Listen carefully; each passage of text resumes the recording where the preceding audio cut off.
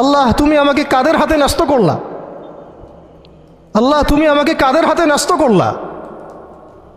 ইলা আদুইন বাঈদিন ইয়াতাহাজ্জামুনি, আমাকে ঘর থেকে এত দূরে এনে, সেই মক্কা থেকে কত দূরে, আমাকে ঘর থেকে এত দূরে নিয়ে এসে আল্লাহ তুমি তোমার শত্রুদের হাতে আমাকে ন্যস্ত করলা।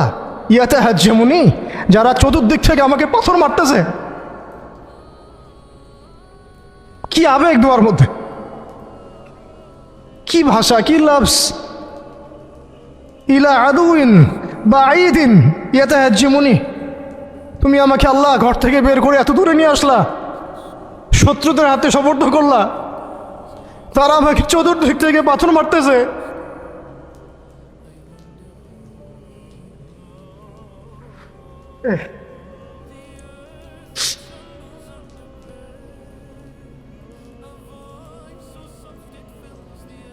আম্মি লা করিবিন মাল্লাকতাহু আমরি, পরে নবীজি বলছেন আম্মি লা করিব, নাকি আমাকে কাছের মানুষদের হাতে নিয়ে আসছো আল্লাহ। আল্লাহ তুমি কি আমাকে কাছের মানুষদের হাতে উঠাই দিছ। মাল্লাকতাহু আমরি, যারা আমার ভালো মন্দের কাজের মালিক হয়ে গেছে। এইভাবে দোয়া করতে লাগলেন নবী সাল্লাল্লাহু আলাইহি ওয়াসাল্লাম। আল কোরআনে বর্ণিত একমাত্র সাহাবীর নাম হচ্ছে যায়েদ ইবনে হারেসা রাদিয়াল্লাহু আনহু।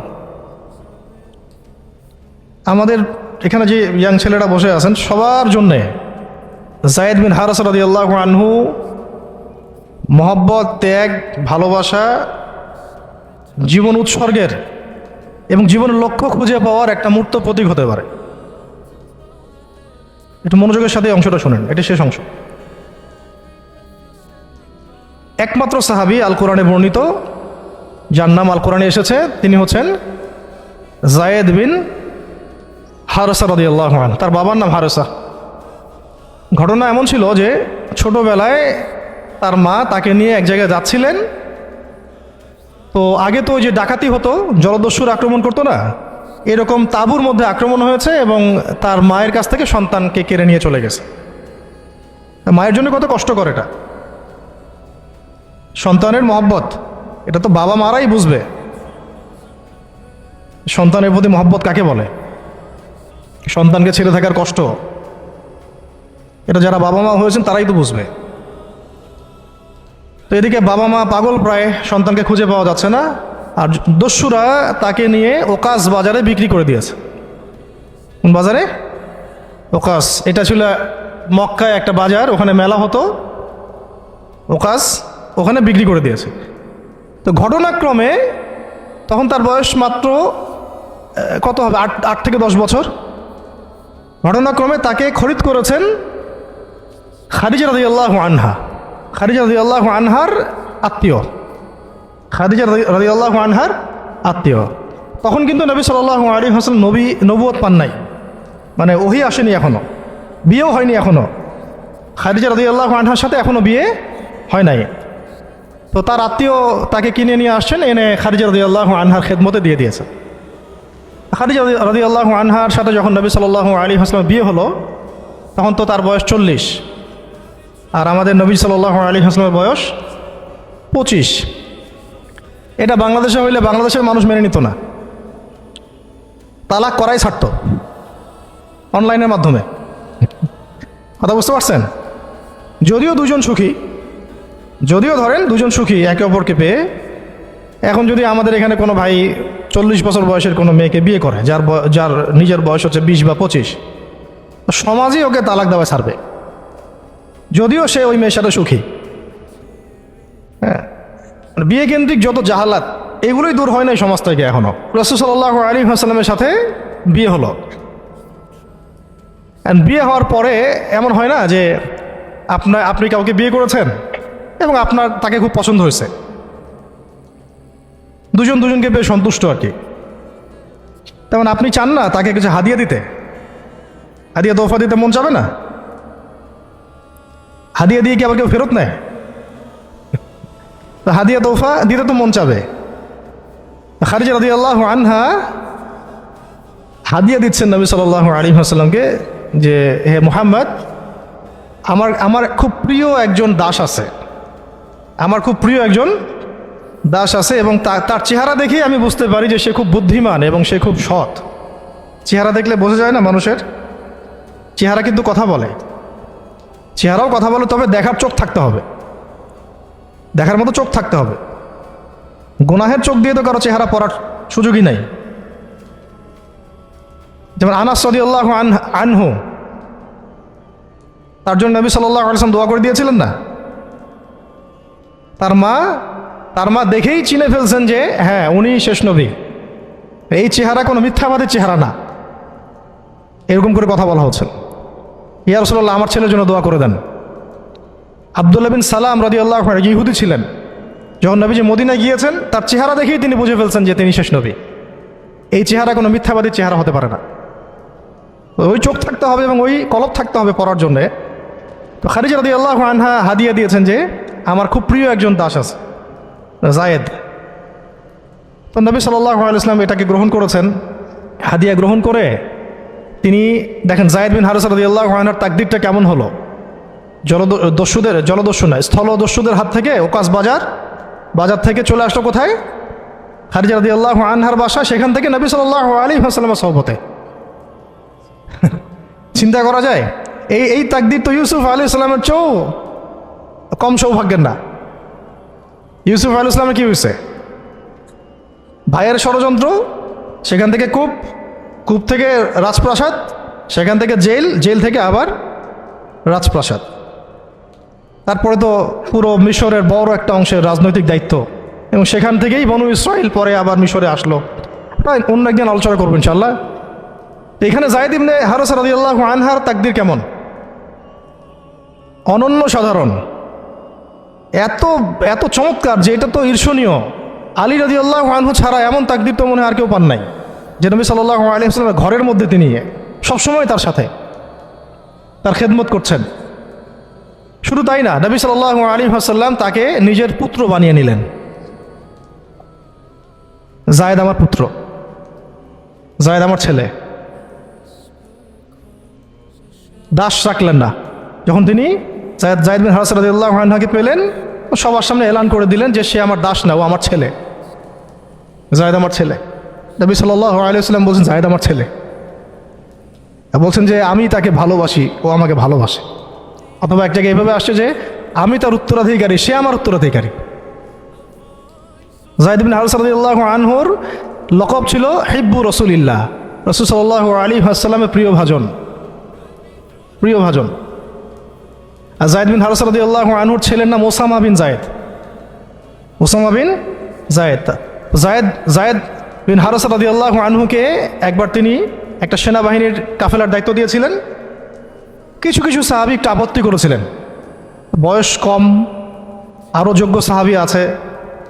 আবার ঠিক ওসামা বিন জায়েদ রাদিয়াল্লাহু আনহুকে যখন নবী সাল্লাল্লাহু আলাইহি ওয়াসাল্লাম শেষে একদম ইন্তেকালের কয়েকদিন আগে জুরফে একটা সেনাবাহিনীর দায়িত্ব দিয়ে পাঠিয়েছিলেন, তখনও কেউ আপত্তি তুলেছিল যে ওসামার বয়স কম, 19 বছর 20 বছর বয়স, আরও বড় বড় যোগ্য সাহাবী আছে।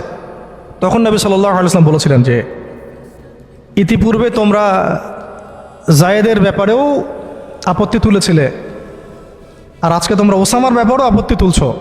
তোমরা জেনে রাখো তার বাবা এবং সে, মানে জায়েদ বিন হারিসা এবং ওসামা বিন জায়েদ, এই দুজনকে আমি ভালোবাসি।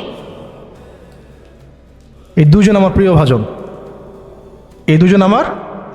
ভাজন।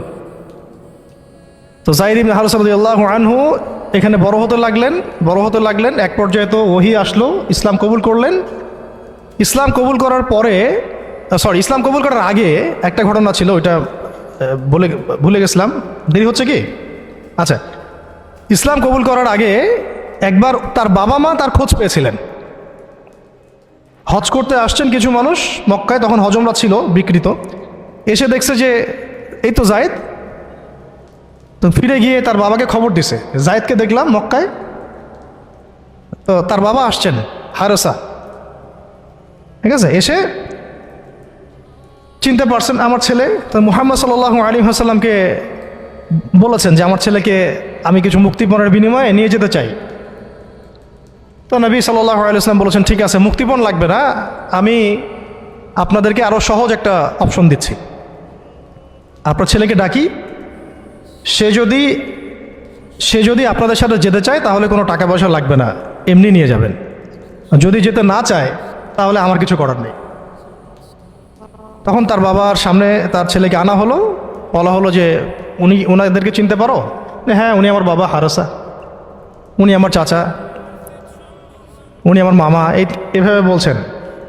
তো তার বাবা বলছেন যে আমার সাথে চলো বাসায়।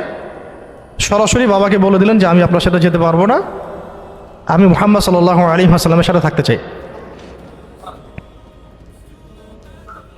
তো বাবা বলছে এ কেমন কথা, নিজের বাবার সাথে যাবা না, নিজের বাবার পরিবারে যাবা না, বাবার ঘরে যাবা না, উনি তো তোমার আপন কেউ না। যায়েদ ইবনে হারসা রাদিয়াল্লাহু আনহু বলছেন যে আমি তার মধ্যে এমন কিছু দেখেছি যে আপনারা কেউ দেখতে পারবেন না। এটা সম্পর্ক, মহব্বত, এগুলোকে সম্পর্ক বলে, মহব্বত বলে। অথচ কেউ কাউকে চিনে না, মানে কেউ কারোর সাথে কারো রক্তের সম্পর্ক নাই। আর নবী সাল্লাল্লাহু আলাইহি ওয়াসাল্লাম তাকে বললেন তখন যে যায়েদকে আমি মুক্ত করে দিয়েছি, যায়েদ আমার দাস না, যায়েদ আমার ছেলে, যায়েদ আমার ছেলে, আমি তার উত্তরাধিকারী, সে আমার উত্তরাধিকারী, আমি তাকে ভালোবাসি। তার উপাধি হয়ে গেল হিব্বু রসুলিল্লাহ, রসুলের প্রিয় ভাজন। সবাই তাকে এই নামে ডাকা শুরু করলো, রাসূলের প্রিয় ভাজন, রাসূল তাকে ভালোবাসে, রাসূল তাকে ভালোবাসে, রাসূল তাকে ভালোবাসে। আর আমি বলছি রাসূল কে? সাল্লাল্লাহু আলাইহি সাল্লাম, যাকে আল্লাহ ভালোবাসেন। রাসূল কে? যাকে আল্লাহ ভালোবাসেন। তো এখন যখন নবুয়ত প্রাপ্ত হলেন, তখন আপনারা তো সবাই জানেন যে প্রথম 13 বছর মক্কায় কাটানো হয়েছে। এই প্রথম 13 বছরে যে কি পরিমাণ নির্যাতন সহ্য করতে হয়েছে, এটা ভাষায় প্রকাশ করার কোনো কিতাব পাওয়া যাবে না। আর এটা লেখার মতো কোনো কলম নাই, কোনো হাত নাই। ওইগুলো নিয়ে আমরা ইনশাল্লাহ পরে কথা বলবো। আজকে শুধু একটা দুইটা জায়গা বলতেছি। একটা সফর ছিল তায়েফের সফর। কিসের সফর? এই যে হুট করে শুনলেন তায়েফের সফর। তায়েফের সফরের আগে 10 বছর আছে। এই 10 বছরে এত নির্মম নির্যাতন সহ্য করতে হয়েছে, যেটা তায়েফ পর্যন্ত যেতে রাসূল সাল্লাল্লাহু আলাইহি ওয়াসাল্লামকে বাধ্য করেছে। মক্কার অবস্থা কোন ঠাসা, মানে অত্যাচার হতে হতে হতে হতে এমন একটা অবস্থা, সাহাবীদেরকে চোখের সামনে শহীদ করা হচ্ছে। বেলাল রাদিয়াল্লাহু আনহুকে এইভাবে নির্যাতন করা হচ্ছে, সুমাইয়া রাদিয়াল্লাহু আনহাকে মেরে ফেলা হলো, শহীদ করা হলো। গরিব সাহাবীদেরকে নির্যাতনের স্টিম রোলার চালায় দেওয়া হচ্ছে। এক পর্যায়ে বাধ্য হয়ে অনেক সাহাবী আবিসিনিয়াতে চলে গেলেন, ইথিওপিয়ায়। আবার 3 বছর নবী সাল্লাল্লাহু আলাইহি ওয়াসাল্লাম এবং বনু হাশিমকে বয়কট করা হলো, মনে আছে? একদম বয়কট করা হলো 3 বছর। গাছের ছাল পাতা খেয়ে সাহাবীরা থাকা শুরু করলেন। চতুর্দিক থেকে রাস্তা বন্ধ, সামাজিক নির্যাতন, রাজনৈতিক নির্যাতন, গালিগালাজ, আপনজনদের মানে গীবত, তহমত, একেবারে পাথর নিক্ষিপ্ত চলতেছেই চতুর্দিক থেকে। আবু লাহাব, আবু জেহেল, আবু সুফিয়ান সবাই উঠে পড়ে লাগছে, পুরো সমাজ বিরুদ্ধে চলে গেছে। এরকম হালত বোঝার জন্যও ওইরকম সিচুয়েশন ফেস করা দরকার। এটা পড়ি আমরা তো এগুলো পড়ি, এগুলো তো আমরা বুঝি না, উপলব্ধি করতে পারি না, কারণ আমরা এই ফেজগুলো দিয়ে যাই নাই। যারা টুকটাক গিয়েছেন তারা কিছুটা আঁচ করতে পারেন। এবার এরকম একটা অবস্থায় যখন চতুর্দিক থেকে রাস্তাটা বন্ধ মনে হচ্ছে, তখন নবী সাল্লাল্লাহু আলাইহি ওয়াসাল্লাম তায়েফে গিয়েছিলেন, তায়েফের 3টা বড় বড় গোত্রকে দাওয়াত দিতে।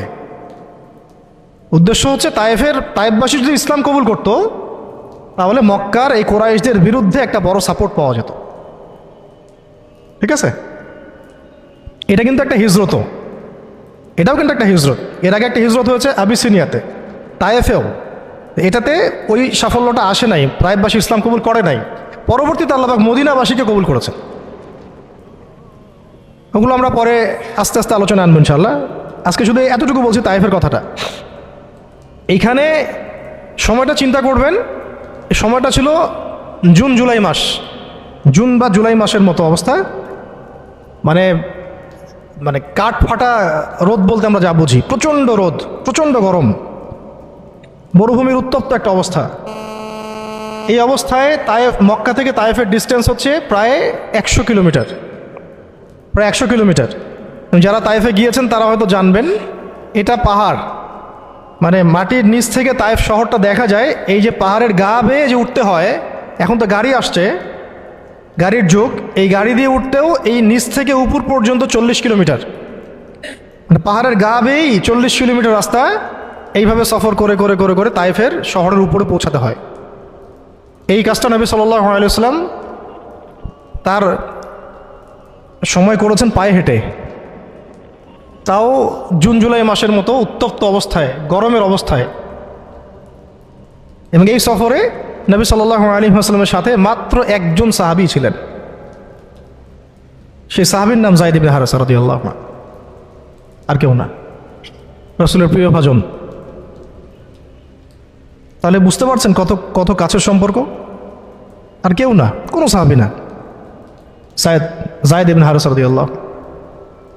ঠিক যেমন গারে সাওরে কেউ নাই, কোনো সাহাবী নাই, কে আছেন? আবু বকর রাদিয়াল্লাহু আনহু। আয়েশা রাদিয়াল্লাহু আনহা বলতেন মাঝে মাঝে যে যদি রাসূল সাল্লাল্লাহু আলাইহি ওয়াসাল্লাম জীবিত থাকতেন তাহলে যায়েদ ইবনে হারেসা রাদিয়াল্লাহু আনহুকে মনে হয় তিনি তার পরবর্তী স্থলাভিষিক্ত হিসেবেই ঘোষণা করে দিয়ে যেতেন। এত ভালোবাসতেন তিনি তাকে, মনে হতো যেন যায়েদ বিন হারেসা রাদিয়াল্লাহু আনহুকে তিনি পরবর্তী স্থলাভিষিক্ত করে দিয়ে যাবেন, এত ভালোবাসতেন। যখন যায়েদ ইবনে হারেসা কোনো সফর থেকে ফিরত, আমি, আয়েশা রাদিয়াল্লাহু আনহা বলছেন, আমি রাসূল সাল্লাল্লাহু আলাইহি ওয়াসাল্লামকে এত, মানে কি একটা বস গ্রিটিংস বলি না আমরা, অভিবাদন, এত ব্যস্ত হয়ে অস্থির হয়ে আলিঙ্গন করতে দেখি নাই যেমনটা যায়েদ ইবনে হারেসার ক্ষেত্রে তিনি করতেন। বহু সফরে তিনি তাকে পাঠিয়েছেন, সারিয়া অভিযানে। সারিয়া মানে যে সফরগুলোতে আমাদের নবীজি নিজে যান নাই, কিন্তু সাহাবীদেরকে পাঠিয়েছেন কোনো সামরিক অভিযান, এটাকে বলা হয় সারিয়া। আর গাজওয়া হচ্ছে এমন যুদ্ধ যেখানে নবীজি নিজে গিয়েছেন, অ্যাজ এ কমান্ডার উপস্থিত ছিলেন। তো একবার একটা সফর থেকে যায়েদ ইবনে হারেসা রাদিয়াল্লাহু আনহু এসেছেন। আয়েশা রাদিয়াল্লাহু আনহা বলছেন তার গায়ে, আমাদের নবীজির গায়ে তার সতরটা কোনো রকম ঢাকা ছিল, উপরের পোশাক নাই, মানে গায়ের উপরের পোশাকটা তিনি পরেনি নাই। এই অবস্থাতে তিনি আয়েশা রাদিয়াল্লাহু আনহার ঘরে ছিলেন। ওইখানে এসে যায়েদ ইবনে হারেসা রাদিয়াল্লাহু আনহু নক করেছেন দরজায়। ওই অবস্থায় তিনি উঠে গিয়ে যায়েদ ইবনে হারেসা রাদিয়াল্লাহু আনহুকে আলিঙ্গন করা শুরু করলেন, কপালে চুমু দেওয়া শুরু করলেন, আমার প্রিয় ভাজন আসছে। ওই সাহাবীকে সাথে নিয়ে তিনি সফর করছেন তায়েফে। তায়েফে যাওয়ার পরে 3টা গোত্রনেতা ছিল ওখানে। অনেক বড় কথা, তো আমি অল্প করে বলছি সময় সংক্ষিপ্ততার কারণে। একটা গোত্রনেতার নাম হচ্ছে আব্দে ইয়ালাইল। এর আন্ডারে বহু মানুষ ছিল, যদি সে ইসলাম কবুল করতো তাহলে ওই সবাই ইসলাম কবুল করতো, সে করে নাই। একটা গোত্রনেতার নাম ছিল আব্দে মাসউদ, তার আন্ডারে বহু মানুষ ছিল এবং ধনী ধনী বড় বড় ধনী ব্যবসায়ী, রাজনীতিবিদ, সে ইসলাম কবুল করে নাই। আরেকটা লোক ছিল, তার নাম হাবিব বিন আমর, এই 3 নাম্বার গোত্রনেতা। তো সেও ইসলাম কবুল করে নাই। ইসলাম কবুল না করার কারণে এই 3টা গোত্রনেতার কাছ থেকে, আপনারা কি মনে করেছেন একদিন দাওয়াত দেওয়া হয়েছে? প্রায় 1 মাস নবী সাল্লাল্লাহু আলাইহি ওয়াসাল্লাম এই তায়েফের এই ময়দানে ছিলেন, দাওয়াতের ময়দানে। কোনো কিতাবে আসছে 10 দিন, কোনো কিতাবে আসছে 15 দিন, 17 দিন, কিন্তু অ্যাপ্রক্সিমেটলি 1 মাস, এটা বিভিন্ন সিরাতের কিতাবে আসছে। এই 1টা মাস তায়েফে থাকা, খাওয়া দাওয়া তো আল্লাহ ভালো জানেন কি হয়েছে।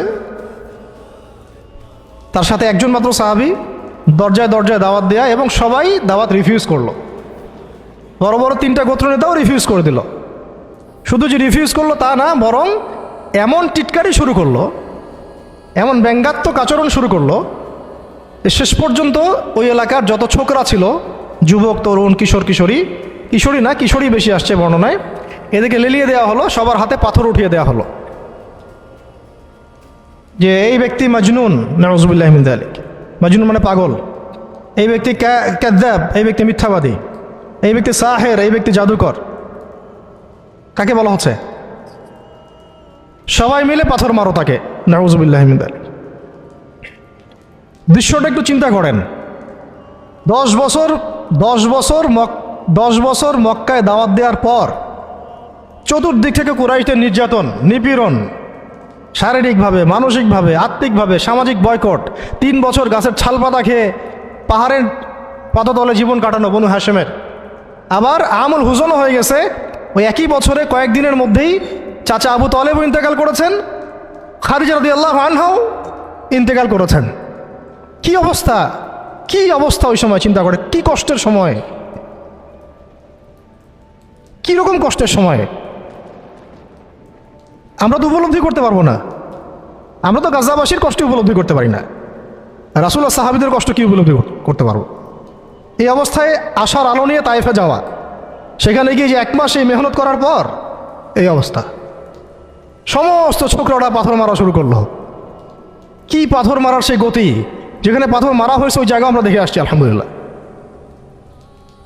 কি পাথর মারার গতি, এমন পাথর মারা হচ্ছিল যে রাসূল সাল্লাল্লাহু আলাইহি ওয়াসাল্লামের মানে গায়ে লেগে রক্ত বের হতে হতে সেই রক্ত দিয়ে পায়ের যে জুতাটা আছে এই জুতাটা আটকে গেছে, এইভাবে জুতা খোলা যাচ্ছে না। রাসূলুল্লাহ সাল্লাল্লাহু আলাইহি ওয়াসাল্লাম পা থেকে জুতা খোলা যাচ্ছে না, রক্তে আটকে গেছে। আর মানুষ বলছে পাগল, মিথ্যাবাদী, হ্যাঁ জাদুকর, জিনে আসর করছে, মানুষ বলতেছে এগুলা। রাজনৈতিক ক্ষমতা চাই মনে হয়, হ্যাঁ অর্থ চাই মনে হয়, দুনিয়ার জৌলস মনে হয় চায়, আমাদের ঐক্য বিনষ্ট করতে আসছে। মারো একে, মেরে বিদায় করো এখান থেকে। কোন পর্যায়ে গেলে মানুষ এই কাজ করতে পারে, কি পরিমাণ ক্ষোভ থাকলে মানুষ এই কাজটা করতে পারে? আর কার এগেন্সটা করছে? আল্লাহর প্রিয় হাবিব, যার জন্য আল্লাহ পাক ফিরদাউস রেখেছেন, মাকামে মাহমুদ রেখেছেন, যার সুপারিশ ছাড়া আমরা মনে হয় না জান্নাতে কেউ যেতে পারবো, অসম্ভব। যার সুপারিশ ছাড়া বিচার শুরুই হবে না কিয়ামতের মাঠে, হিসাব নিকাশ শুরুই হবে না, জান্নাত তো বহু দূরের কথা, জান্নাতের দরজাও খোলা হবে না যিনি আগে না ঢোকা পর্যন্ত। তাকে মানুষ এভাবে মারা শুরু করলো, রক্ত ঝরতে গেছে। এই সময়ে এই সাহাবী যায়েদ ইবনে হারেসা রাদিয়াল্লাহু আনহু নিজের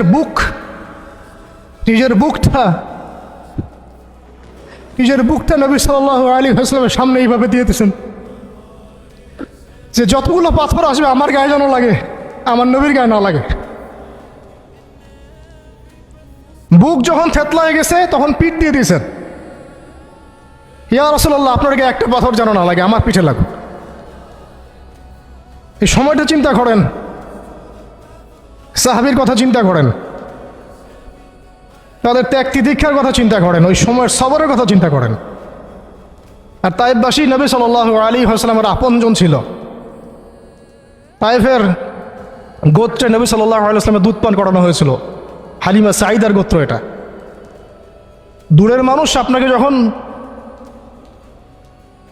ভালো মন্দ বলবে আপনার অতটা কষ্ট হবে না যতটা আপনার কাছের মানুষ আপনাকে ভালো মন্দ বললে কষ্ট হবে। যখন আপনার প্রিয় মানুষেরা আপনাকে পাথর ছুড়বে, এই পাথরের আঘাত সহ্য করা এত সহজ না। কাফেররা, ফাসেকরা, জালেমরা, মুশরিক মুনাফিকরা পাথর ছুড়বে, সেই পাথর আপনি সৌভাগ্যের সাথে বরণ করতে পারেন, সেই রক্তক্ষরণে আপনার কষ্ট হবে না। প্রিয় মানুষদের দেওয়া অপবাদ, মিথ্যাচার, গীবত, তহমত, পাথর আপনাকে এত কষ্ট দিবে, এই কষ্টের লোড আপনি সহ্য করতে পারবেন না। আর যদি আল্লাহ পাক আপনাকে সহ্য করার ক্ষমতা দিয়ে দেন, ইনশাআল্লাহ আপনি এমন ব্যক্তি হবেন যে ব্যক্তির হাতে আল্লাহ রাব্বুল আলামিন ইসলামের ঝান্ডা উঠাই দেবেন ইনশাআল্লাহ। এবং ইনশাআল্লাহ যাকে আল্লাহ রাব্বুল আলামিন পুরো কওমের জন্য কবুল করবেন ইনশাআল্লাহ। এবং পুরো শক্তি আপনার সামনে একদিন না একদিন পরাজয় বরণ করবেই, সময়ের ব্যাপার। যায়েদ বিন হারেসা রাদিয়াল্লাহু আনহু নিজের বুকটা এইভাবে আগলাই দিয়ে রাখছেন, আমার গায়ে লাগুক ইয়া রাসূলুল্লাহ, আপনার গায়ে না লাগে। আজকে আপনি যায়েদ ইবনে হারেসাকে পাবেন কোথায়? কিসের ইসলামী বিপ্লবের কথা বলি আমরা? জামা ইমারা এটা ওইটা, যায়েদ বিন হারেসারাই তো নাই। ওইরকম আখলাকের নেতাও যেমন আমরা পাই না, ওই রকম যায়েদ বিন হারেসাদের মতো আমরা মামুরও তো পাই না।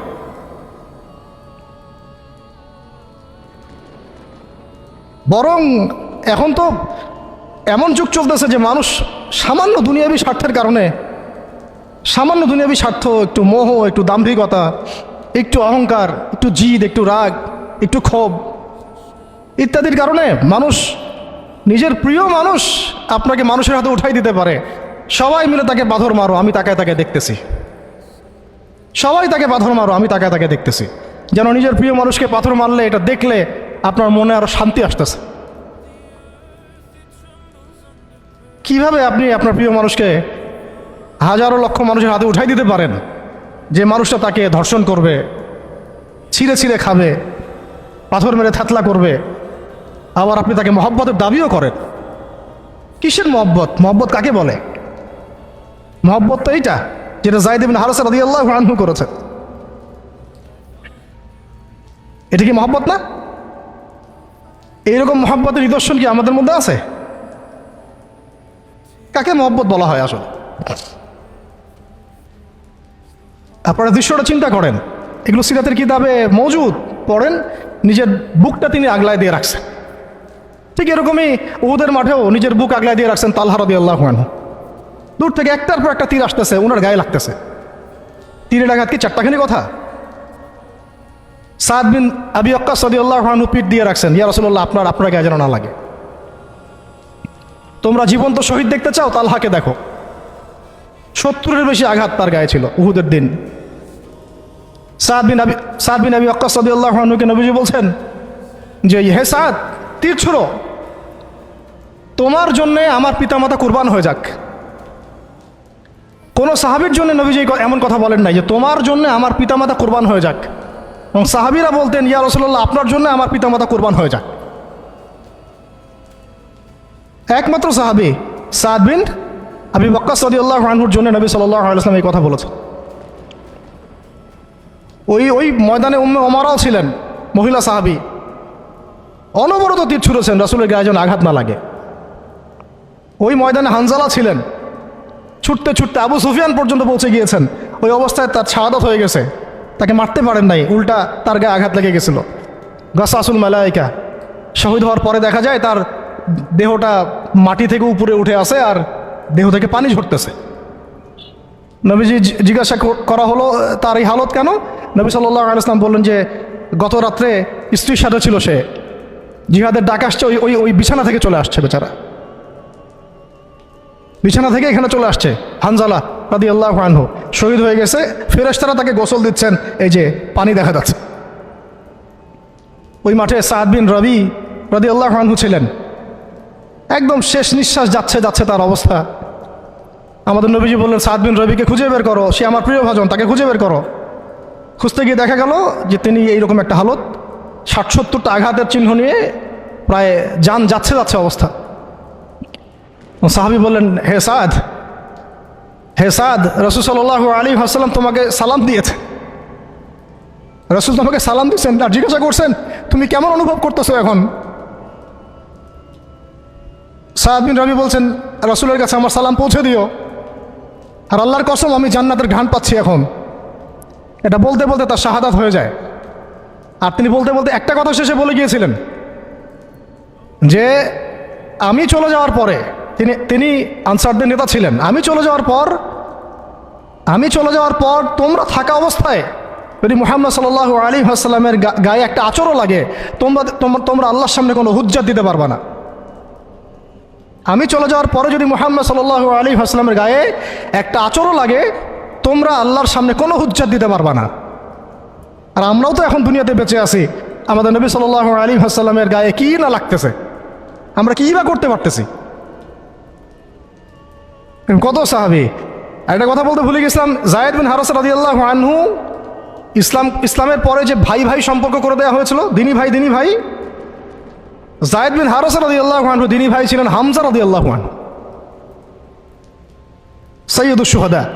তার হালত আমরা দেখেছি উহুদের মাঠে, এমন সিংহ যার সামনে কেউ লড়াই করতে পারে না। আর আল্লাহর যে সিংহদের সামনে কাফেররা পেরে ওঠে না, পিছন থেকে আঘাত করে, তাকেও পিছন থেকে আঘাত করা হয়েছে। বর্ষা বের হয়ে গেছে নাভির নিচ দিয়ে, ওই অবস্থায় মারতে আসছিলেন তিনি, ওয়াহশী তাকে শহীদ করেছিল। নবী সাল্লাল্লাহু আলাইহি ওয়াসাল্লাম তার লাশ দেখে অঝোর নয়নে কেঁদেছেন, কারণ তার বুকটা চিরে ফেলছিল কাফেররা, চিরে কলিজা বের করার চেষ্টা করছিল, পারে নাই। কলিজা বের করে চিবাই খাওয়ার চেষ্টা করছিল। তাহলে কাফেরদের ক্ষোভ চিন্তা করেন, কাফেররা আমাদের ব্যাপারে কি পরিমাণ ক্ষোভ লালন করে, তারা আমাদের ব্যাপারে কি পরিমাণ ক্ষোভ লালন করে ভিতরে ভিতরে, এটা আমরা জানিও না, বুঝিও না। আমরা ওদের সাথে বন্ধুত্ব করতে চাই, ওদেরকে আমাদের নিজেদের আপন মনে করি, ওদের হাতে আমরা আমাদের দিনী ভাইদেরকে উঠাই দিই, বোনদেরকে উঠাই দেই, আপনজনদেরকে উঠাই দেই। হামজা রাদিয়াল্লাহু আনহুর এরকম হালত। তার দিনী ভাই ছিলেন যায়েদ বিন হারেসা রাদিয়াল্লাহু আনহু। বহু ঘটনা আছে, আমি যেটা বলতে যাচ্ছিলাম ওইখান থেকে এদিকে চলে আসছি। এরপরে নবী সাল্লাল্লাহু আলাইহি ওয়াসাল্লাম তায়েফের একটা আঙ্গুর বাগানে প্রবেশ করেন, এত ক্ষতবিক্ষত অবস্থায়। আর পাথরের ঢিলকে আপনারা এত তুচ্ছ মনে করেন না, কিন্তু এটা কিন্তু এত তুচ্ছ বিষয় না, কিন্তু ঠিক যন্ত্রণাদায়ক বিষয়। আর তার মধ্যে বললাম তার আপন মানুষ, কাছের মানুষ। আঙ্গুর বাগানে যাওয়ার পরে ওখানে আদ্দাস রাদিয়াল্লাহু আনহু, আদ্দাস নামে একজন বাগানের দেখভালকারী ছিল। এই বাগান ছিল আবার ওতবা এবং সাইবার, বড় আঙ্গুর বাগান। এখানে ঘটনা ঘটে গেল, নবী সাল্লাল্লাহু আলাইহি ওয়াসাল্লাম বসে আছেন, জুতা খোলার চেষ্টা করছেন, এবং আদ্দাস তিনি এসে একটু খেজুর দিয়েছেন। মায়া লাগছে তার, আহারে লোকটাকে এইভাবে মারলো, মানুষটাকে এইভাবে মারলো। তো কিছুই চাচ্ছে না, কিছুই বলে নাই, খালি বলছে এক আল্লাহর ইবাদত করো, আর কিছু চাইছে নাকি? তো এক আল্লাহর ইবাদত করো বললো, বাস তাই বাস এইভাবে মারলো। আর মানবে না তো মারলো কেন?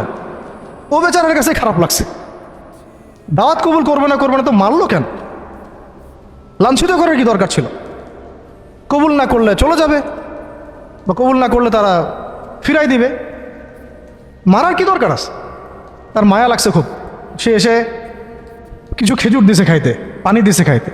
ওই অবস্থায় নবী সাল্লাল্লাহু আলাইহি ওয়াসাল্লাম পানির গ্লাস নিয়ে, খেজুর নিয়ে বিসমিল্লাহির রহমানির রহিম, বিসমিল্লাহ বলছেন। এই বিসমিল্লাহ শুনে সে আদ্দাস, তার খুব ভালো লাগছে যে এই শব্দটা আপনি কোথা থেকে পেলেন। নবীজি তাকে জিজ্ঞাসা করছেন, তোমার নাম কি? আদ্দাস। কোথায় থাকো? আমি নিনওয়ার নামক একটা জায়গা থেকে আসছি।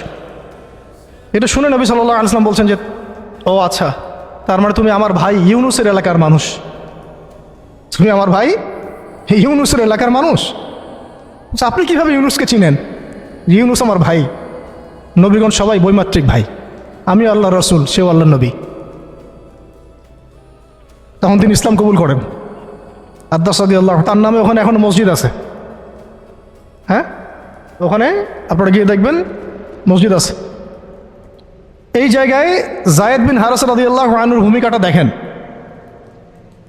এবার নবী সাল্লাল্লাহু আলাইহি ওয়াসাল্লাম ওই জায়গায় বসে দোয়া করতেছেন। এটা শেষ অংশ, দোয়া করতেছেন। এই দোয়ার লফজ যদি আরবি থেকে আরবি বুঝতে পারতেন,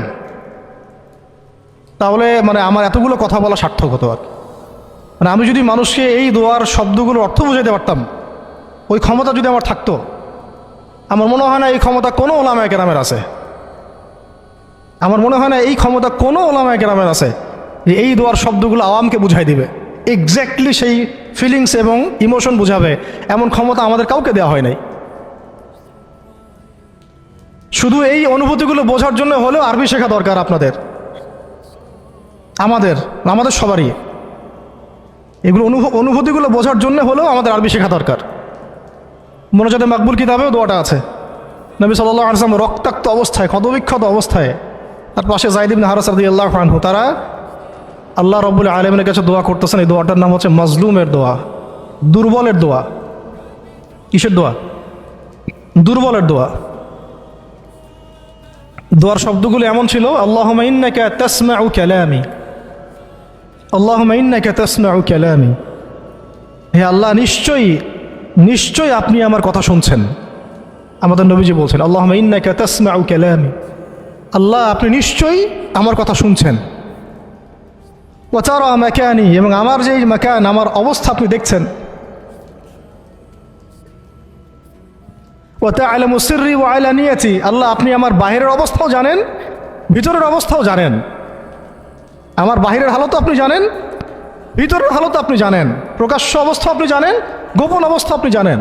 তা'লামু সিররি ওয়া আলানিয়াতি লা ইয়াখফা আলাইকা শাইউম মিন আমরি, আমার কোনো কাজই আপনার কাছে গোপন না। আসলে আমার কি হালত, কি অবস্থা, আমার উপর দিয়ে কী গেছে, কি গেল, কি প্রকাশ্য, কি গোপন, কি সত্য, কি মিথ্যা, আল্লাহ আপনি সব জানেন। বলা কথা না বলা কথা সব আপনি জানেন। তা'লামু সিররি ওয়া আলানিয়াতি লা ইয়াখফা আলাইকা শাইউম মিন আমরি। এরপরে নবীজি বলছেন ওয়া আনাল বাঈসুল ফাকিরুল মুস্তাগীথুল মুস্তাজির আল ওয়াজিলুল মুশফিকুল মুকির আল মু'তারিফু বিযামবি। এক একটা শব্দ কীভাবে বুঝাবো আপনাদেরকে, আমার কাছে ভাষা নাই। আল্লাহ আমি দুর্দশাগ্রস্ত, আমি ফকির, আমি জিল্লতির শিকার, আমার অপরাধ আমি চিনতে পেরেছি। মানে এমন এমন শব্দ যেটা একজন নবী ছাড়া কারো মুখ দিয়ে বের হওয়া সম্ভব না, এমন এমন শব্দ যেটা ওহী ছাড়া সম্ভব না। আসআলুকা মাসআলাতাল মিসকিন, মিসকিনরা যেভাবে তোমার কাছে চায় আল্লাহ আমি সেভাবে তোমার কাছে চাচ্ছি। ওয়া আবতাহিলু ইলাইকা ইবতিহালাল মুযনিবিয যালিল, একজন মানুষকে যখন অপদস্থ লাঞ্ছিত করা হচ্ছে সেই মানুষ যেভাবে আপনার কাছে চায় আমি সেইভাবে আপনার কাছে চাচ্ছি।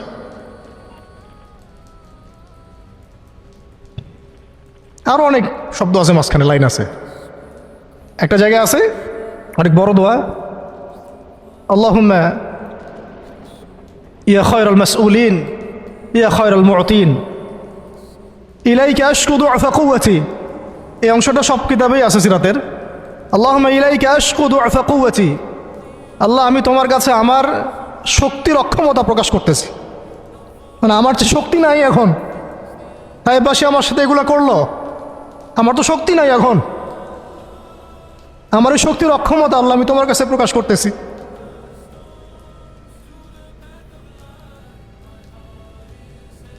ইলাইকা আশকু দু'ফা কুওয়াতি, আমার শক্তির যে কুওয়াতের অক্ষমতা, দুর্বলতা আমি তোমার কাছে প্রকাশ করতেছি। ওয়া কিল্লাতা হিলাতি, ওয়া কিল্লাতা হিলাতি, এই যে সহনশীলতা, এই সয়ে নেওয়ার যে ক্ষমতার যে ঘাটতি, এগুলো আমি তোমার কাছে পেশ করতেছি। ওয়া হাওয়ানি আলান নাস, ওয়া হাওয়ানি আলান নাস, আর এই যে পুরো মানুষ, তায়েফের পুরো মানুষ আমার সাথে যা করলো, তাদের সাথে লড়াই করার যে আমার অক্ষমতা, বা তাদেরকে বুঝানোর যে অক্ষমতা আমার, তাদেরকে যে আমি বুঝাতে পারতেছি না, এটা যে আমার অক্ষমতা, এই হালত আমি তোমার কাছে পেশ করতেছি।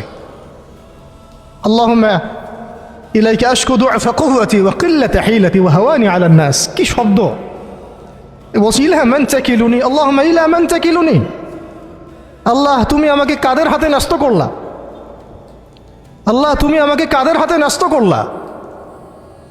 ইলা আদুইন বাঈদিন ইয়াতাহাজ্জামুনি, আমাকে ঘর থেকে এত দূরে এনে, সেই মক্কা থেকে কত দূরে, আমাকে ঘর থেকে এত দূরে নিয়ে এসে আল্লাহ তুমি তোমার শত্রুদের হাতে আমাকে ন্যস্ত করলা।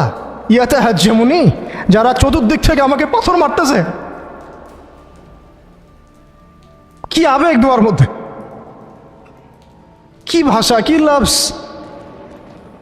ইলা আদুইন বাঈদিন ইয়াতাহাজ্জামুনি, তুমি আমাকে আল্লাহ ঘর থেকে বের করে এত দূরে নিয়ে আসলা, শত্রুদের হাতে সোপর্দ করলা, তারা আমাকে চতুর্দিক থেকে পাথর মারতেছে।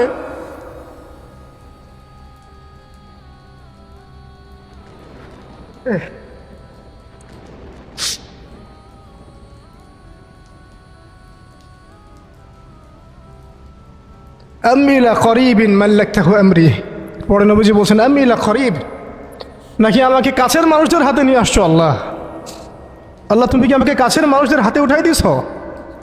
মাল্লাকতাহু আমরি, যারা আমার ভালো মন্দের কাজের মালিক হয়ে গেছে। এইভাবে দোয়া করতে লাগলেন নবী সাল্লাল্লাহু আলাইহি ওয়াসাল্লাম।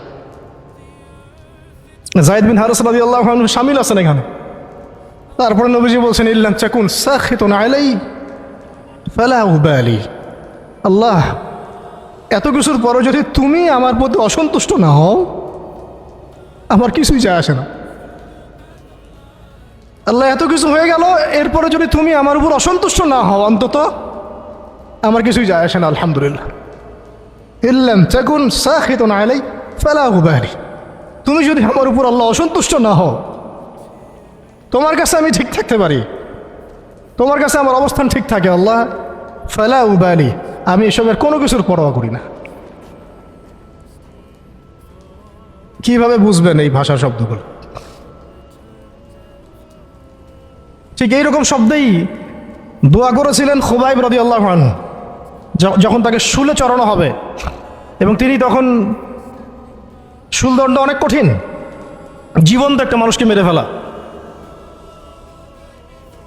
পিছন দিক থেকে লোহা আছে না, এগুলো এগুলো প্রবেশ করিয়ে মাথা দিয়ে বের করে দেয়। শুলদণ্ড, খুবাইব বিন আদি রাদিয়াল্লাহু আনহুকে শুল দেওয়া হয়েছে।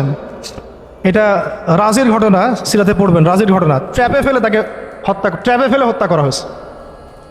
যখন তাকে শুলে দেওয়া হচ্ছে তখন তাকে বলা হয়েছে যে তোমার জায়গায় যদি মুহাম্মদকে হত্যা করা হয় তুমি কি খুশি হবা? তোমাকে ছেড়ে দিয়ে যদি মুহাম্মদকে হত্যা করা হয়?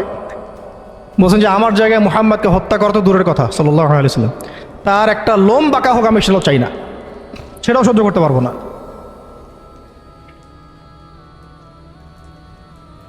এরপর তিনি বলছিলেন, এই যে আমি বললাম ইল্লাম তাকুন সাখিতুন আলাইয়া ফালা উবালি, এরকম দোয়া খুবাইব রাদিয়াল্লাহু আনহু করেছেন। তিনি বলছিলেন তখন লাস্তু উবালি হিনা উক্তালু মুসলিমান, লাস্তু উবালি হিনা উক্তালু মুসলিমান, যখন আমাকে মুসলমান হিসেবে শহীদ করে দেওয়া হচ্ছে আমি কোনো পরোয়াই করি না। যখন আমাকে মুসলমান হিসেবে শহীদ করে দেওয়া হচ্ছে আমি এর কোনো পরোয়াই করি না। লাস্তু উবালি হিনা উক্তালু মুসলিমান আলা আই শাক্কিন কানা ফিল্লাহি মাসরাই, আমাকে হত্যা করার সময় যেদিকেই তোমরা পাশ ফিরাও না কেন ওই পাশ আল্লাহর জন্যে। ওয়াযালিকা লিলাহ ওয়াযালিকা যাতুল ইলাহি ওয়া ইয়াশা, আর তিনি তো এমন জাতের ইলাহ, এমন ইলাহ, তিনি একজন, আল্লাহর কথা বলা হচ্ছে, তিনি এমন একজন ইলাহ, তিনি যদি চান ইউবারিক আলা ফি কুল্লি শিলুইম মুমাজ্জাহ, তিনি আমার কেটে ফেলা প্রত্যেকটা হাড়ে এবং মাংসে বরকত দিয়ে দিবেন। এইভাবে তাকে হত্যা করা হয়েছে। খুবাইব রাদিয়াল্লাহু আনহু প্রতারণা করে ট্র্যাপে ফেলা হয়েছে। এরকম বীরে মাউনাও ঘটনা ঘটছে, এরকম 70 জন সাহাবীকে ট্র্যাপে ফেলে হত্যা করে দেওয়া হয়েছে। আপনারা সতর্ক থাকবেন। এই ঘটনার পরে বহু ঘটনা হয়েছে, সিরাতে হিজরত হয়েছে। উম্মে আইমান একজন সাহাবী ছিলেন, কি নাম? নবী সাল্লাল্লাহু আলাইহি ওয়াসাল্লামের অনেক প্রিয় ভজন। তিনি নবী সাল্লাল্লাহু আলাইহি ওয়াসাল্লামকে ভরণ পোষণ মানে লালন পালন করেছেন, কিন্তু তিনি দেখতে কালো ছিলেন। খুব সুন্দরী নারী যেমন এমন না, ঠিক আছে?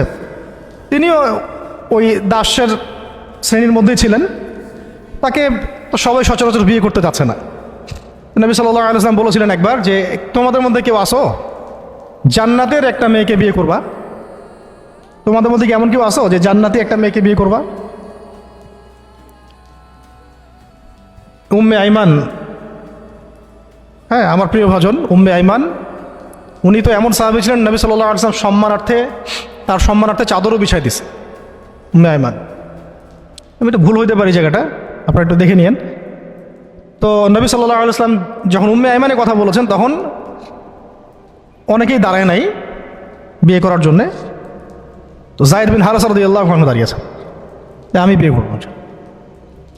যায়েদ বিন হারেসা রাদিয়াল্লাহু আনহু নবী সাল্লাল্লাহু আলাইহি ওয়াসাল্লামের এই আদেশ পালনার্থে একজন জান্নাতি নারীকে বিয়ে করেছেন, উম্মে আইমান, এবং তার গর্ভ থেকেই সন্তান জন্ম নিয়েছে উসামা বিন যায়েদ।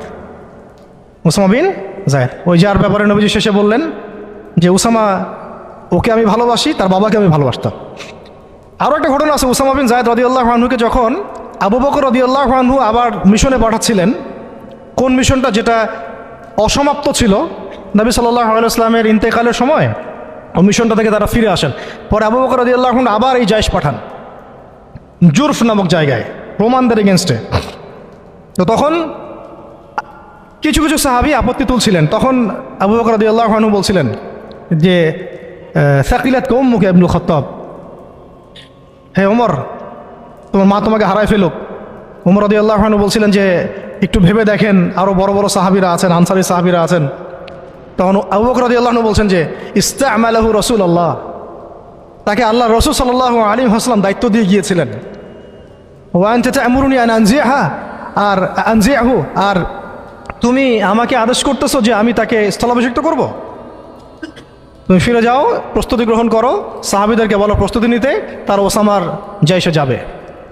তো সে হচ্ছে ওসামা বিন যায়েদ রাদিয়াল্লাহু আনহু, আসছেন উম্মে আইমান রাদিয়াল্লাহু আনহার গর্ভ থেকে। জান্নাতি নারী। তো জান্নাতি নারীর জন্যে রূপ সৌন্দর্য শর্ত না। জান্নাতি নারীর জন্যে কি শর্ত না?